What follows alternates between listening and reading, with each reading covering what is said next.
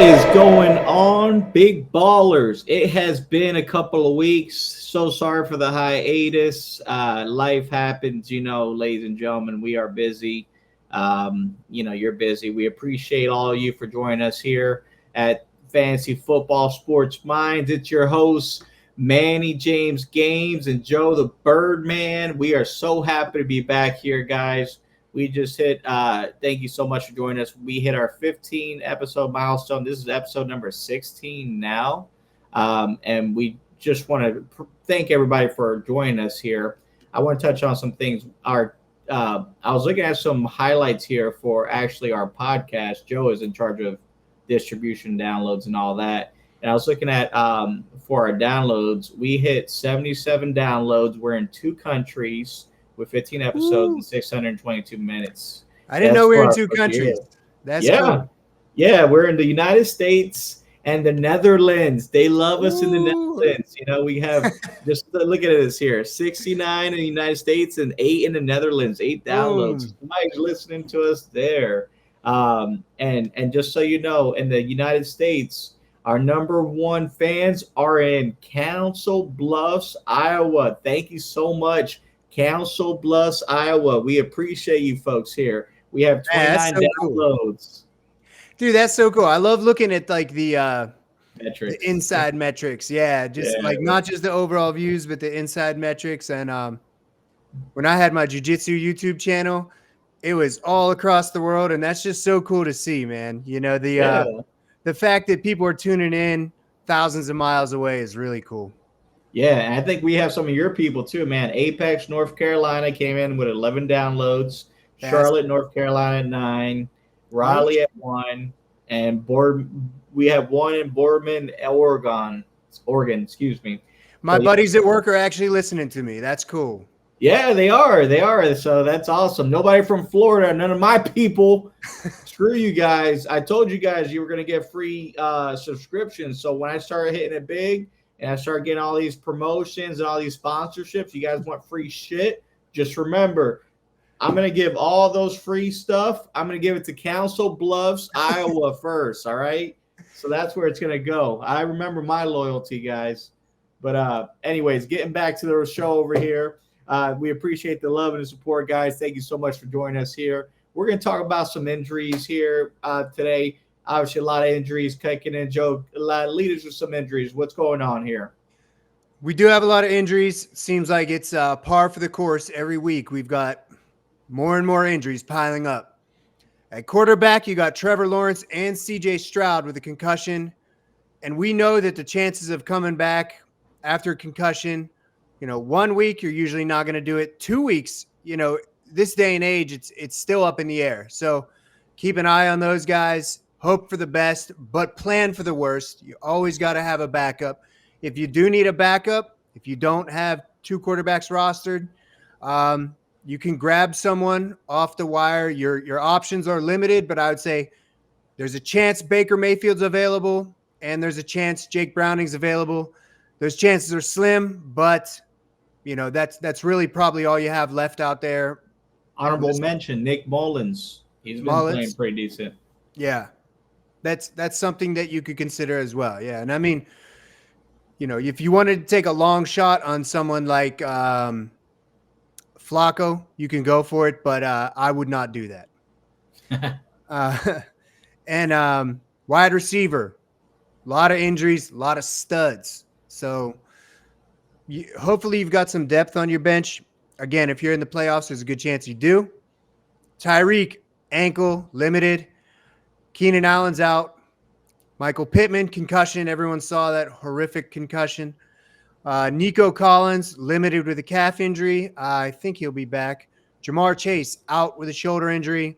And Jaden Reed, who has been very hot lately, did not practice today. So keep an eye on him. He's banged up. He's got a toe injury and a chest injury. So, the chances are that's going to be a one-sided game, but Jaden Reed may not be involved. Running back, Devon Achane again, toe limited. Alexander Madison, he's probably not going to play. He did not practice today, hurt with that ankle. If he does come back, he's going to probably be behind Ty Chandler anyway. So Brian Robinson still nursing that hamstring. He had the bye week and he still wasn't right after that. Antonio Gibson didn't do anything last week, but I guess you could play him if you're really desperate. But I'd put someone like Ty Chandler in way ahead of him. Zach Moss, his forearm did not practice today, but Jonathan Taylor's probably going to be back this week too. Other than that, you just got, Hunter Henry, who's had a couple boom games, did not practice today. He's got a knee injury. If he does play, touchdown dependent anyway, so you probably have better options at tight end. There is a chance Isaiah Likely's out there on the wire, but I doubt it.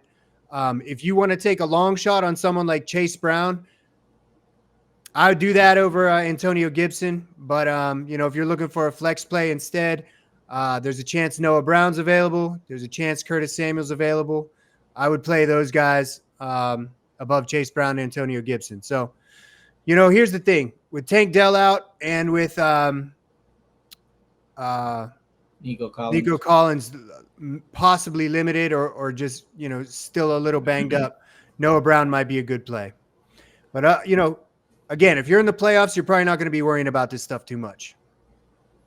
Yeah, and some other things too. Obviously, I know Tyreek Hill is limited. I think he's going to play this week. So don't know how effective he's going to be against the Dallas Cowboys secondary because they've been lights out this year against crappy teams. We'll see how they do against good teams. They're not great, especially when not at home. They're in Miami for this game. So we'll see how they do there. Also, big impact that not many people are really aware of. Keaton Mitchell for the Baltimore Ravens tore his ACL this past game for the Ravens. And, they've been running a committee there. So they were running Keaton Mitchell, Justice Hill, and obviously Gus Edwards. And he was cutting into Gus Edwards' touches. So typically you would see a boost on Gus Edwards' stock, but going against the Niners, obviously nobody has a boost on that. But I have an opponent that's has Gus Edwards on his bench this week, and he decided to play someone else that was questionable. So hopefully he's not watching the podcast this week because I don't want him to catch up on that. I'm glad you mentioned Keaton Mitchell, and I also forgot to mention Mostert also did not practice today. So A-Chain will probably play, but again, you got to keep your eye on that. But with Tyreek, Mostert, and A-Chain banged up, that's going to be a weird game. It's still going to obviously be a very high-scoring game, but maybe not quite as high-powered as it would have been in the middle of the season. Yeah, definitely.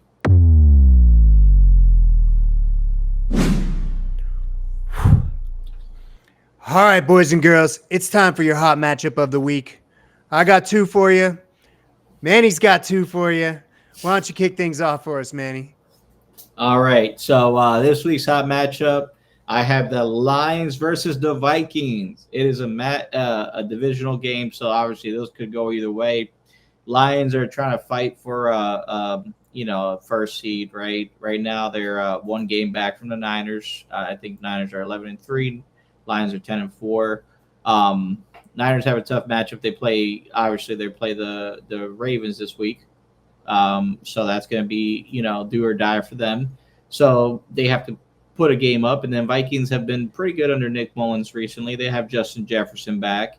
Ty Chandler was really great last week. And Jordan Addison, of course, is great back, second option there. And we can't forget about the Hawk, receiving over there. So it's going to definitely be high scoring, I think, on both sides, And obviously, I can't, anybody that's listening to the podcast this year knows how much I love the Lions offense, You can't get enough of Jahmyr Gibbs. Man, that guy's really come on. Like the way they've been using him last week, he had 2 touchdowns. And then, obviously, Sam Laporta had 3 touchdowns, I think, right? Yeah. That was amazing. Like, those rookies have really turned that team around. Obviously, Dave Montgomery is a nice little 1-2 punch. So you're going to see that, Amon-Ra. It's just going to be a fun game. I'm excited to see it, and I can't wait to see them go at it here this Sunday. Oh, yeah. And like you said, both sides of the ball, you've got 4 or 5 incredible players. the issues at quarterback don't seem to really affect their numbers. So that's awesome. And, with having everybody healthy, we're gonna see some fireworks, most definitely. That could be just based on the fact that everyone is healthy. That could be the highest scoring game of the week. Could be fun. My first hot matchup, which we touched on, is the Cowboys versus the Dolphins. Now, although the Dolphins are banged up, we expect those guys to play. Mostert seems to have this same pattern every week where he doesn't practice at the beginning of the week and then puts in a limited practice at the end of the week and then kicks ass. So I'm expecting him to do that again. A-Chain should be okay, and Tyreek should play too. Tua and Dak have both been monsters all year. Expect that to continue. And then CeeDee Lamb and Pollard obviously are going to do great. I like that Pollard did turn things up like everyone expected him to do. And, like you were just saying about Jahmyr Gibbs, the way Pollard is playing now and the way Gibbs is playing now, that's exactly the kind of usage you expected to see at the beginning of the season, but it's better late than never. It's good to see now. So, the Cowboys offense is cooking and the Dolphins are cooking, but I think the Cowboys are probably going to take this one just because they have just been so dominant and their defense is so good.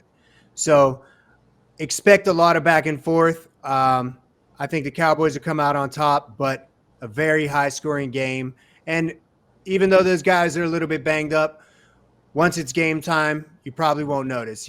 When those kind of players, when those studs go in limited, it seems like they can just shut that off and play like they're healthy. So as long as they're not on a snap count, they're going to perform. Yeah, I might be a little bit biased, but I hate the Cowboys. So I expect to see them lose. Sorry, viewers. I probably just cackled right in your ear here, but yes, I don't like the Cowboys. I'm an Eagles fan. Yes, I think you know this already. So I don't. But here, let's be honest, guys. Against good teams, the Cowboys fold, right? And I'm not saying the Eagles are a good team because I've been talking great about my team all year long, and we didn't do a show last week. I didn't, and now we're finally getting back on here, and I'm going to be completely honest with you, and I'm a very unbiased fan when it comes to my own team. I can tell you that my team has turned into an absolute dumpster fire, and I do not expect them to be very good in the playoffs with that horrible, horrific defense and that terrible offensive play calling because they're more predictable than Matt Canada's play calling. That's how the Eagles look now to me. That is no. My friend, they had McCaffrey on the Manning cast on Monday, and they're like, "Hey, you know how they do? Hey, predict this touchdown." Yeah. And what they did is they ran a 5 wide, and then he's like, "Oh, right now Jalen Hurts is going to do a quarterback draw," and then sure enough, Jalen Hurts ran right up the middle. And guess what? We have a 3rd and long. They try to run back-to-back wide receiver draws or wide receiver screens. And then when we had the lead, we were up 10 points in the 4th quarter against the Seahawks or whatever, 7 points. And it was first. We had 4 minutes left. We had to burn out the clock at a first down. And it was first down. We got 4 yards. Second down, they knew they called a timeout after the first down. And then second down, we got the ball, and sorry we're talking about the Eagles, guys. I just have to get this out of my system because we're not going to talk about the Eagles for anything else for the rest of the show, I promise. So second down, they knew we were going to run the ball, so they stacked up the box. And guess what? The Eagles, instead of saying, hey, let's run some play action or, hey, let's run something other than a run, we ran a run. We did a run, and we lost like a yard or two, and we called a timeout. And sure enough, on third down, we went for a pass, and it was incomplete. So guess what? We ended up only making them burn one more timeout, and then the rest is history. The Seahawks ended up beating us to James Bradbury. But that tells you how predictable the offensive play calling is, which leads me back to the point of the Eagles being trash. But anyways, the Cowboys playing on offense, I think the Dolphins are a good team. I think they've had flashes of good play against good and bad teams. I think the Cowboys have only played good against bad teams. So that's the difference between the two teams. I think the Dolphins have been more consistent against the good teams like the Bills, against stuff like that, because Cowboys only scored 7 points last week. So I do expect it to be a higher scoring game. I do expect it to be one of the highest scoring games of the week, but I do expect the Dolphins to come out on top because the Cowboys, unfortunately, when it comes to away games and clutch moments, they are not a clutch team. Right, they seem to fold under pressure, in my opinion. So that's why I think the Dolphins will come out on top there. I mean, I agree with everything you're saying as far as the Cowboys do.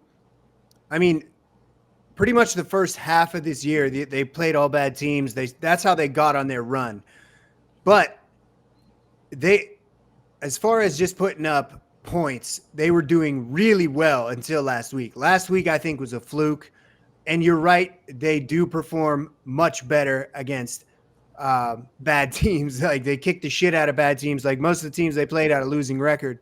They only played 3 teams with winning records. It was the 49ers, which they got shellacked. They only scored 10 points against the Niners. They only scored 10 points against the Bills. That's the second winning team. They almost lost to the Seahawks, and the Seahawks were barely over 500, right, when they played them. And then the Eagles, and the Eagles have a horrible defense. So that, to me, those are the only 4 teams that they played with winning records. I didn't realize there was only that many. I knew it was the majority, but I didn't know it was that bad. Bro, that's it. Because we played the AFC West this year, so we had 2 teams. So we ended up playing the Chiefs, of course, this year, who we beat, and then they ended up playing the Chargers, who have been horrific this year. So that was their AFC West matchup. I think they're going to bounce back just out of spite and principle, but we'll see. Who's your second hot matchup this week? Yeah, don't worry. We don't have any viewers from Dallas. They can kiss my ass. My second matchup this week, I have the Raiders versus the Chiefs. So that's a perfect segue. We were just talking about the Chiefs. Raiders-Chiefs. So everybody saw the Raiders game just against the Chargers, man. The Raiders really got Brandon Staley fired, and as they should, man. That guy, I don't know what the hell they were doing. That team gave up on him. They just they did not want to play for that guy anymore. And I mean, it doesn't help that you didn't have Justin Herbert or Keenan Allen, but I mean, the Raiders look great under Antonio Pierce. They were just they were playing great defense. They were great on offense. They didn't have Josh Jacobs, and they were still scoring with Zamir White. They even had some Amir Abdullah in there. And then, of course, Aiden White? What's the quarterback's name? Aiden Collins? Yeah, so Aiden, I don't know. Yeah, something. Whatever his name is, Aiden Connor or something like that. He ended up coming in and playing lights out. He had a great game. And, they really did great. And, of course, the Chiefs, they always do this. They have a couple bad games. They have to go on a run. It's almost the end of the season, right? So they have to try to secure that top seed or get close to the top seed in order to make a good playoff run. And so we're going to see a really focused game from Patrick Mahomes and a lot of Kelsey Love and, obviously a lot of Rashid Rice. Besides that, I don't know who else is going to be the guy because you never know with the Chiefs. You never know with the Chiefs. That Chargers-Raiders game, they beat the over-under by 50 points. No one by saw halftime, right? At halftime, they had the over, yeah. Yeah, but yeah, anyway, I love Rashid Rice. I've been high on him all season. He's been performing really well. Patrick Mahomes is in a little bit of a slump, but of course, never count him out. And when he plays with a chip on his shoulder, like many quarterbacks that have heart like he does, he's got something to prove. It's kind of like Josh Allen last week. He's like, "Did you guys forget who I am?" And I think that Patrick Mahomes is going to come out, do really well. Kelsey's going to do really well, and Rashid Rice is going to do really well. Dude, did you see that play with and I'm just bringing this up to talk a little shit. Kadarius Toney, we always talked about he's the opposite of a guy with heart. He doesn't put in the work. And he had this lazy-ass play that resulted in an interception. Yeah. Yeah. Like, he's just he's got talent, but he doesn't have heart. That's how I feel. And, you can't teach heart. So I don't know what's going to happen with him. He's shown flashes of greatness, but someone like Rashee Rice, you see that dedication. He might not be the guy that's going to get those long balls down the field, but he's consistent, and he has been all season. And that's amazing for a rookie. So watch out for him. I think he's going to have another awesome game. And yeah, man, like you said last week, the Raiders, they came to play, not just on defense. The defense, I think, had 2 touchdowns. I don't know how many turnovers, 3 turnovers, 2 touchdowns, something like that. But,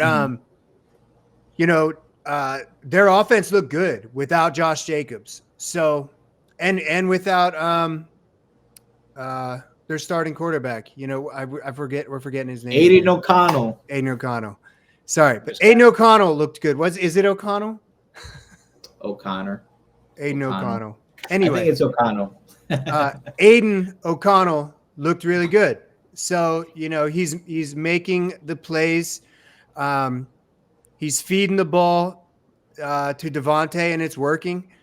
And when the defense gets those turnovers, they score. So that's what you want to see rather than getting turnovers and then punting or getting a field goal. They get touchdowns. At least they have been lately. So I expect that to be a high-scoring game as well. And my second hot matchup of the week is the Ravens and the 49ers. And I think it goes without saying why you're going to play the 49ers or why you're going to play every guy on the 49ers. Obviously, McCaffrey was that the best game of the season for him? He put up like 45 points or something. Yeah. And then, Lamar has been looking good. He's been up and down all year, but he's been pretty solid. He's had a handful of bad games, but he's been playing really well lately. Their running backs have always been on a committee, so I'm not too worried about that. And then Zay Flowers has been looking great, and Odell's been looking great. So I expect that to be a lot of back and forth. And even though both teams have a pretty solid defense, the Ravens defense is really good. Niners defense is really good, but their offenses, when you just have two teams that are that good and have that many weapons on offense, and they're all playing well, both those teams are playing well. Brock Purdy's been consistent. Kittle's actually been more consistent than he usually is. Ayuk, he's always up and down, but this year has been a monster. And Debo, the Debo's looked great the last few weeks.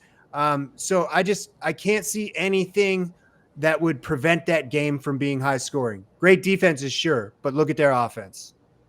Yeah, and I agree because last week Ravens, I can't recall who they were playing against. Ravens were playing, I think it was the Jaguars. Yeah, perfect, Jaguars. And Jaguars are scoring, man. Like Ravens top-ranked defense, but Jaguars were moving the ball on them. So you're going to see a lot of that scoring for sure. And actually, and I was just looking at it. So that was McCaffrey's second best game. His first was week 4 against the Cardinals. He actually had 4 touchdowns that game. So last week he had 3. He had 1, but week 4 he had 1 receiving and 3 rushing, which is amazing. So I'm hoping he replicates that. That's going to be an amazing game. I can't wait. My father-in-law is a Niners fan. My best friend from California, brain cancer. He's a Niners fan. So, I got a lot of love for McCaffrey, and I think I made a promise too, right? I was telling you about that in the off season, right? Like if it came down to it, and if he fell to me, and I had the choice, it was either Tyreek Hill or CMC, and I was like, I'll take CMC, and I even came to the point where I almost didn't grab CMC in one league. I was like, let me change it up so that I don't have injuries, just in case. And then my gut was like, nah, let me stick with CMC, and it worked out. So far it's worked out because I think he's been number one scorer. Because I think Tyreek's missed a couple games. But at the end of the day, it's going to be a fun game. I can't wait to watch it. I hope it isn't it the Sunday night game. I think it's 8:00. It's going to be a really fun game. Monday. I'm excited to see Monday night. And remember, the winner of this is probably going to end up being the number 1 overall seed for their conference, right? Ravens are fighting for number one in the AFC. Yeah, yeah. Niners are fighting for number one in the NFC. And, I need the Ravens to win, man. Because if they do that, I mean, not that I have a lot of hope in the Eagles, but, it still gives me a little glimmer. So Yeah, a glimmer goes a long way when you're, banking on your team and going as far as they Cowboys can go. lost, Niners lost, Eagles win. I don't know. I might have some kind of faith, but to be honest, it's very slim. We shall see.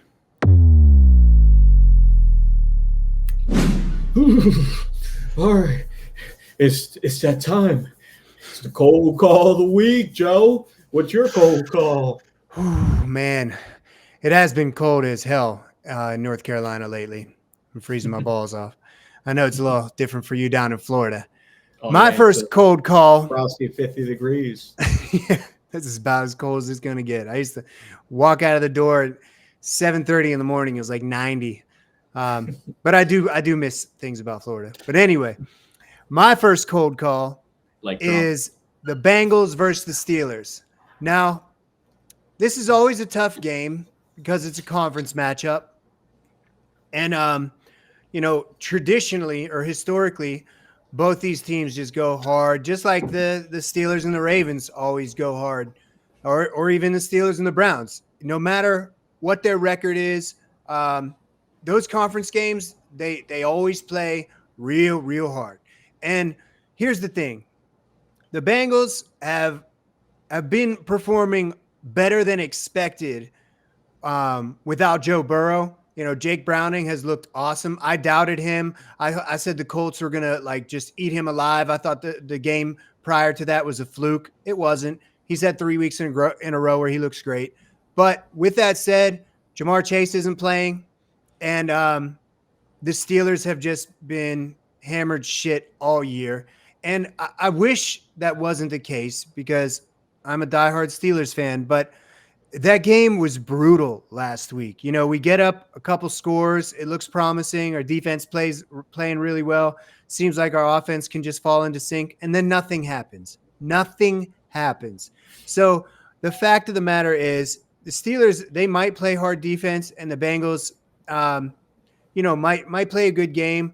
I just don't feel like it's going to be enough on either side of the football to be worthwhile fantasy starts. Who are you going to start on the Bengals and who are you going to start on the Steelers?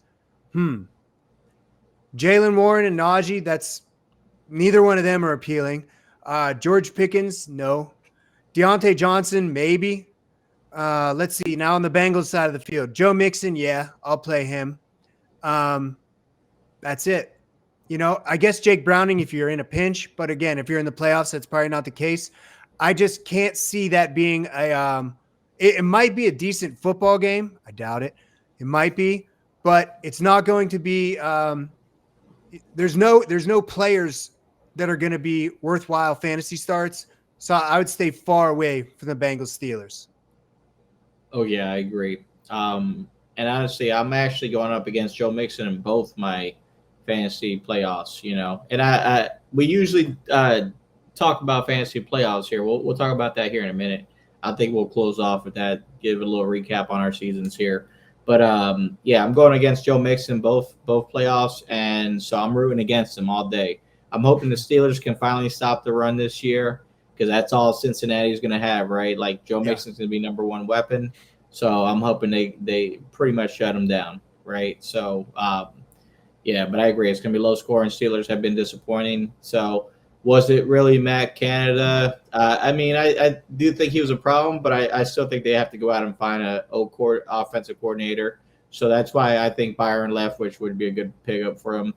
Good history, good relationship. That's what we were talking about earlier in the season. Yeah, we were both talking about Byron. Yeah, but they didn't bring him in as a if they had him as a quality coach or advisor, then he would have transitioned in, nicely. But obviously they went with someone else completely. So.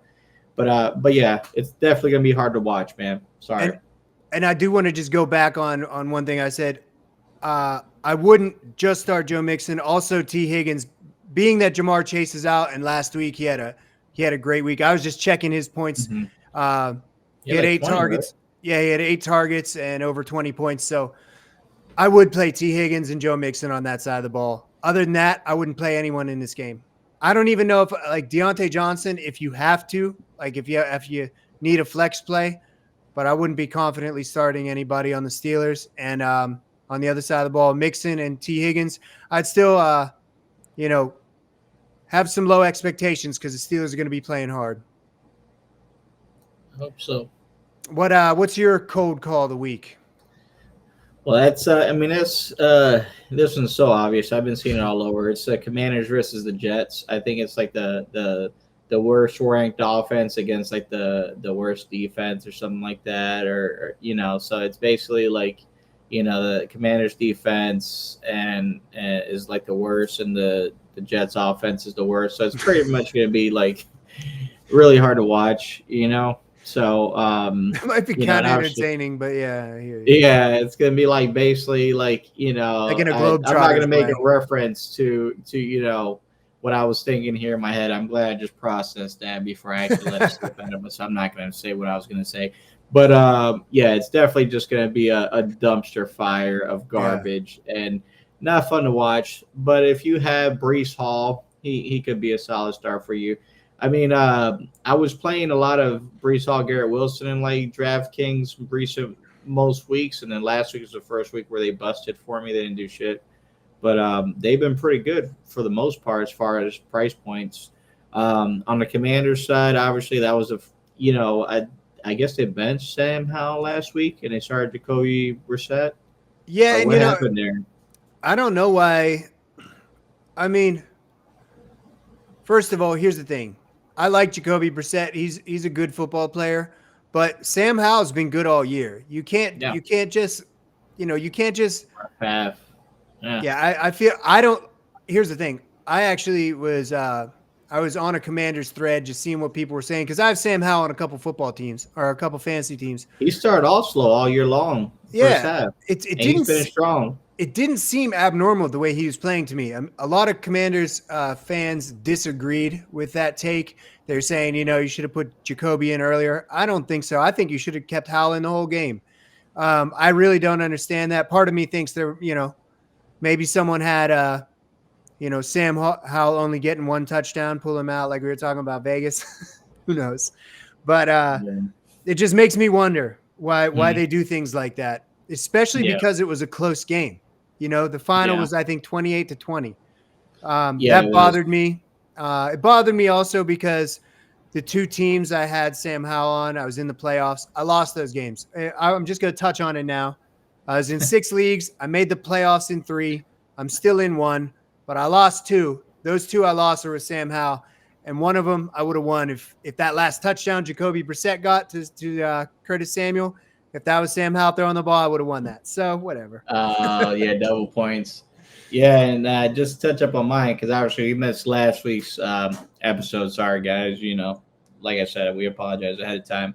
So 3 leagues for me. I didn't make the playoffs in 1. I just completely horrible draft. Just shit the bed. Didn't make the playoffs. I think Joe gave me my last loss of the season, and it kind of like punched me in the nose. When it was already broken. I was already bleeding out of the nose. Joe just kicked me in the nose on my way out. But the other 2, I was number 1 seed, so I had a first round bye, so that was kind of nice. So right now I'm sitting there, I'm playing matchups, and right now I'm matched up against. I have some pretty tough matchups, so we'll see how they go. But I feel pretty good about my odds. I have McCaffrey in both leagues.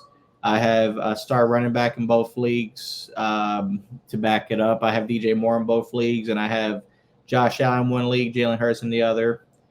So I feel pretty good. We'll see how it goes. I have a star tight end in both leagues. So I drafted very similarly, and I had a similar strategy, and I had a similar pick, 5th and 6th pick overall.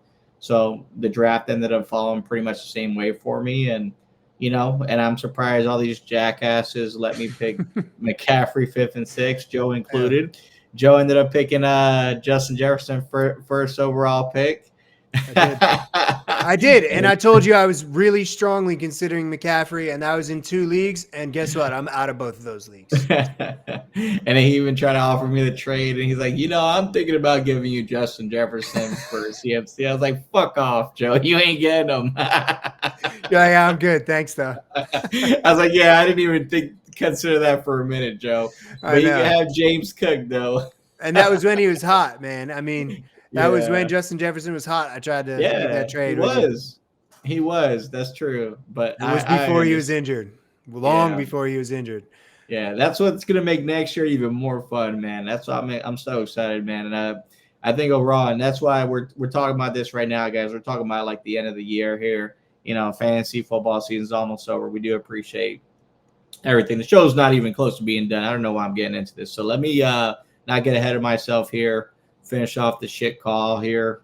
Or excuse me, we finished off the cold call. Let's go ahead and get into this shit call here.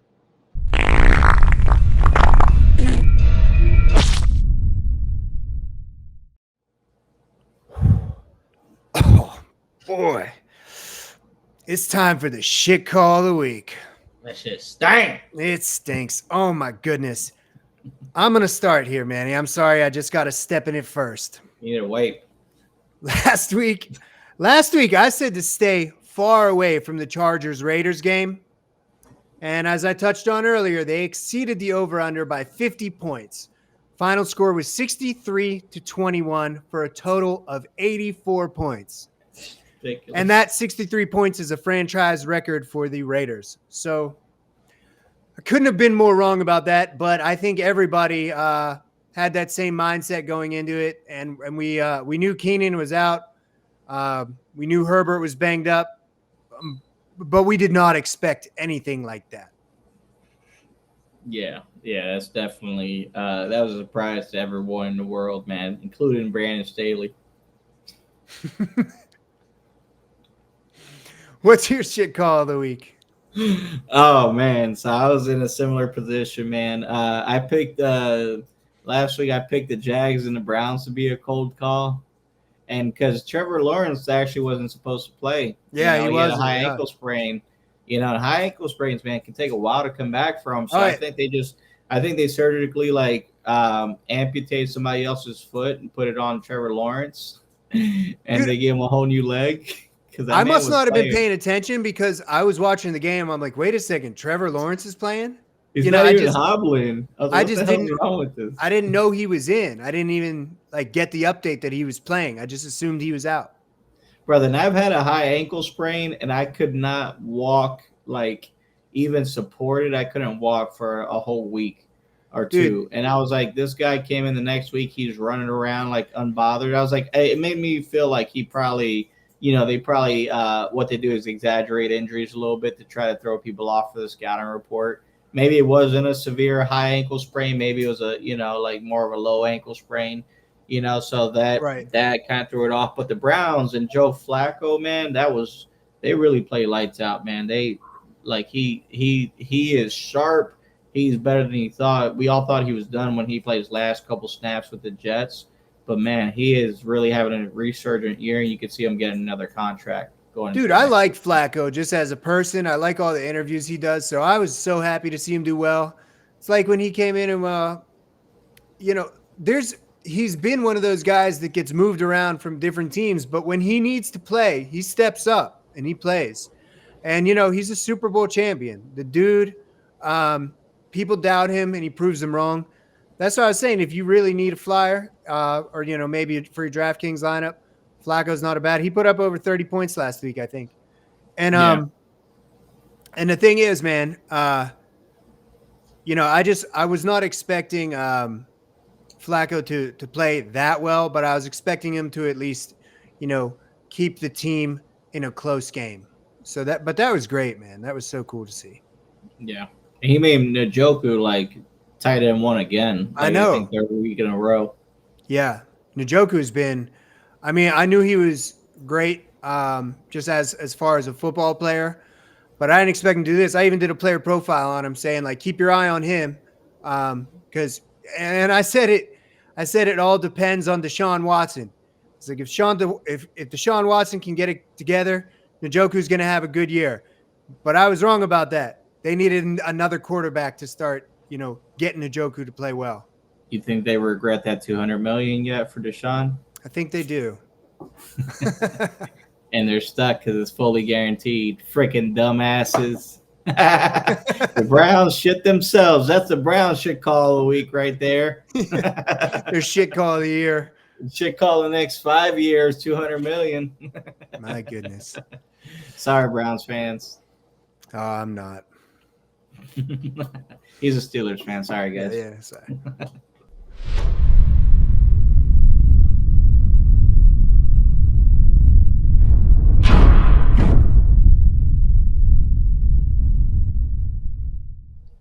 All right, SA, get them cojones out. It's time for the big balls call of the week.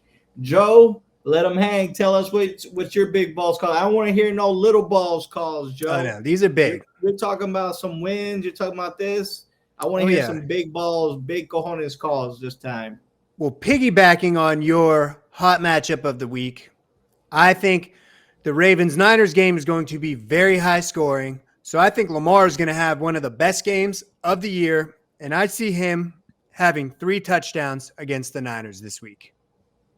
Damn it, I think I'm playing against him. I have him in the only team. The only league I'm still in, he's my quarterback. So there's a little bit of heart in that pick as well.